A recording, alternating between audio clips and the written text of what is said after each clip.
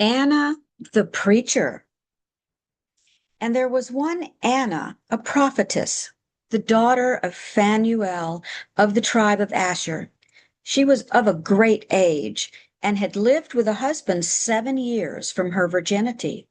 And she was a widow of about 64 who departed not from the temple, but served God with fastings and prayers night and day.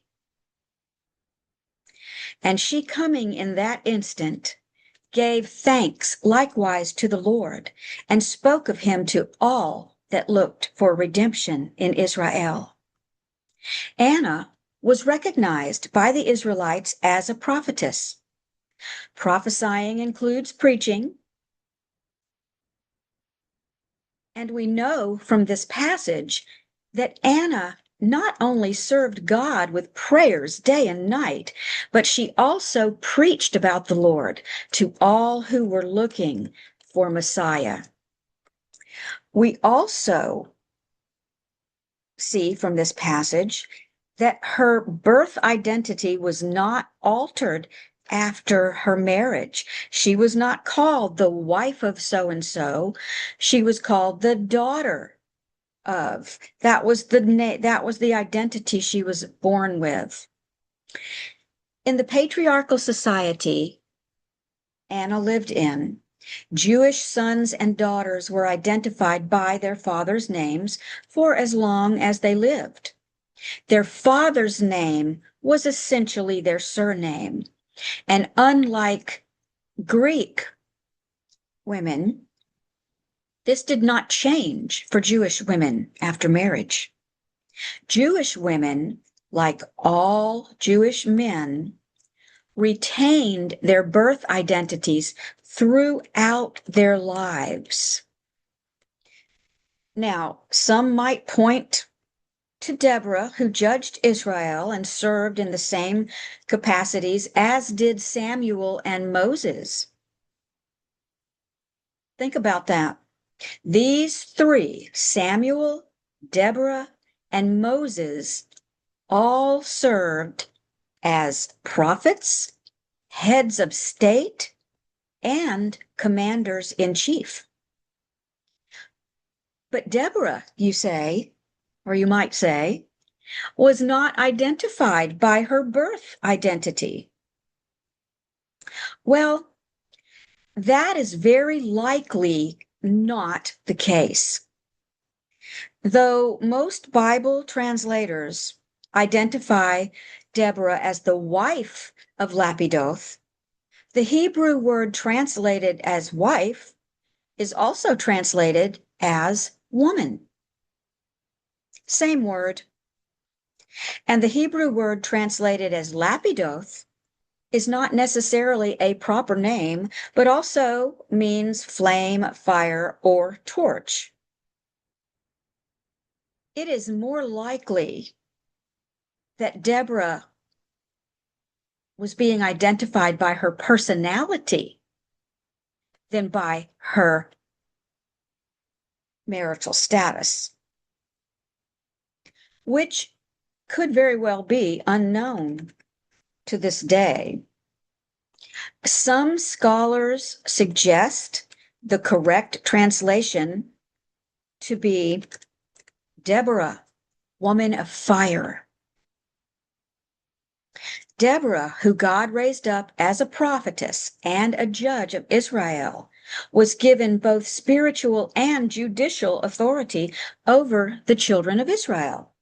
This authority came from God and was unquestioned by the people of her day.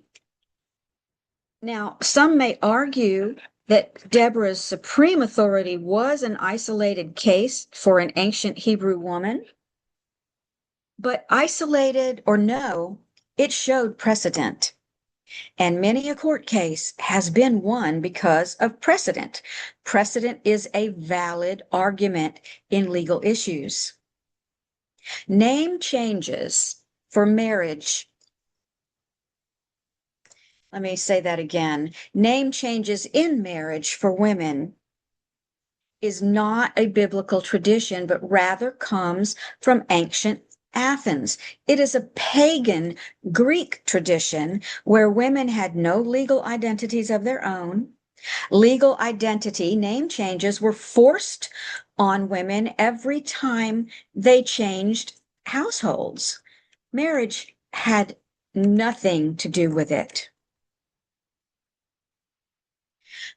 Each time a Greek woman was forced to change households for any reason, her identity was changed to that of the male head of the new household she became a part of, regardless of familial relation or lack thereof. Unlike Jewish women, Greek women were under male guardianship from birth to death. If a woman's guardian died, whether he was her father, brother, uncle, cousin, family, friend, or next door neighbor, her new identity would become that of her new guardian, her new lord, the patriarch of the next household she was passed to. The ancient Athenians had no such concept as marriage as we know it.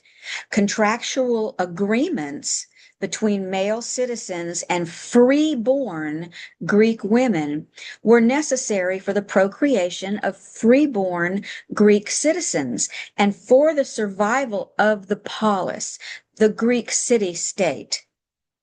That was the only way to produce legitimate children. Yes, that is where the terms legitimate and illegitimate children derive from. Legitimate children were those who were born as Greek citizens. Later, the Romans, who prized Greek culture, allowed people to become citizens through adoption. But that was not the case in ancient Athens, where citizens had to be conceived by freeborn Greek women who were in legal contract with male citizens. That was the closest thing the ancient Athenians came to what we know as marriage.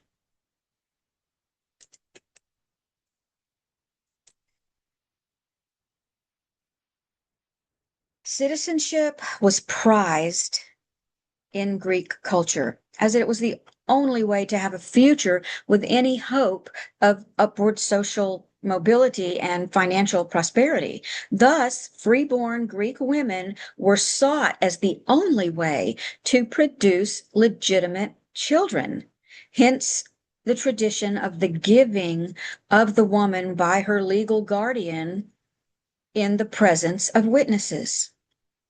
The phrase, who gives this woman, was a legal term, and it had to be her legal guardian who gave her. It never had anything to do with familial ties or affection.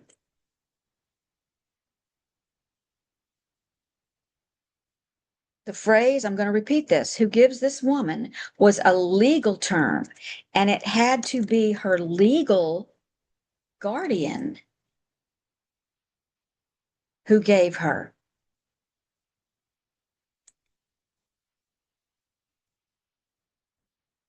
It never had anything to do with familial ties or affection. The woman had no choice in the matter.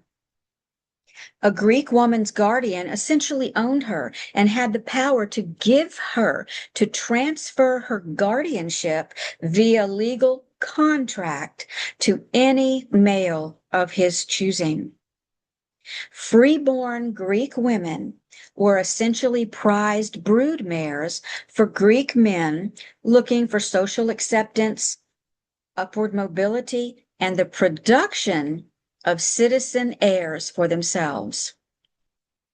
Fortunately for the prophetess Anna, she was a Jewish woman who did not have an identity name change forced on her when she went from her father's house to her husband's.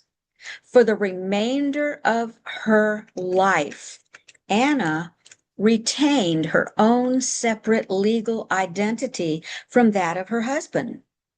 Marriage certainly would have added to her identity, but it would not have diminished or changed it. After the death of her husband, Anna had the freedom to marry whom she would or not marry at all. And let me add to that that unlike Greek women, after the death of her husband, Anna had the freedom to marry whom she would, or not marry at all, or to take a Nazirite vow and live in the temple for the rest of her life, serving God as she obviously felt called to do. And as seen in Luke 2:38, which I read at the beginning of this podcast, her service to God included preaching. And she, coming in at that instant, gave thanks likewise to the Lord and spoke of him to all that looked for redemption in Israel.